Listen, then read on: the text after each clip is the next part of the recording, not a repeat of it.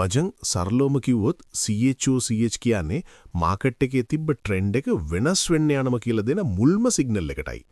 Market එක දිගටම උඩට යනකොට අප් ට්‍රෙන්ඩ් හදන හයර් ලෝ එකක් බ්‍රේක් කරගෙන පහළට ආවොත් ඒක bearish CHOCH එකක් වෙනවා.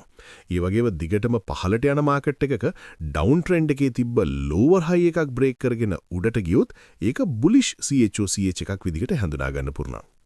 සාර්ථක ට්‍රේඩ් එකක් ගන්න නම් CHOCH එක උණ ගමන්ම මාකට් එකට පනින්නේ නැතුව ආයෙත් මාකට් එක පස්සට ඇවිත් ඒ CHOCH එක හැදෙන්න මුල් වුණ ඕඩර් බ්ලොක් එකට හරි fair value gap එකකට රීටෙස්ට් එකක් දෙලකන් ඉඳලා එතනින් එන්ට්‍රි එකක් ගන්න එක තමයි වඩාත්ම හොඳ.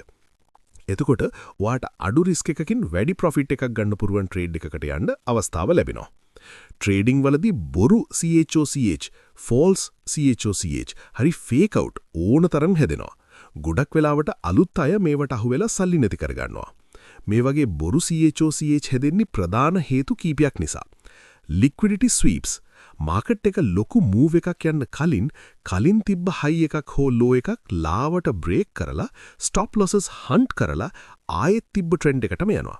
මේක CHOCH එකක් වගේ පෙනුනට ඇත්තටම වෙන්නේ ලික්විඩිටි එකක් ගන්න එක. ටයිම් ෆ්‍රේම් වල වෙනස.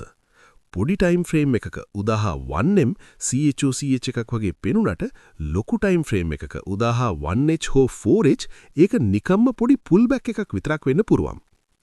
ඉන්ඩියුස්මන්ට් මාකට් එක හිතාමතාම චරිතය වෙනස් කරා වගේ පෙන්වලා ට්‍රේඩර්ස් ලව ට්‍රැප් කරනවා.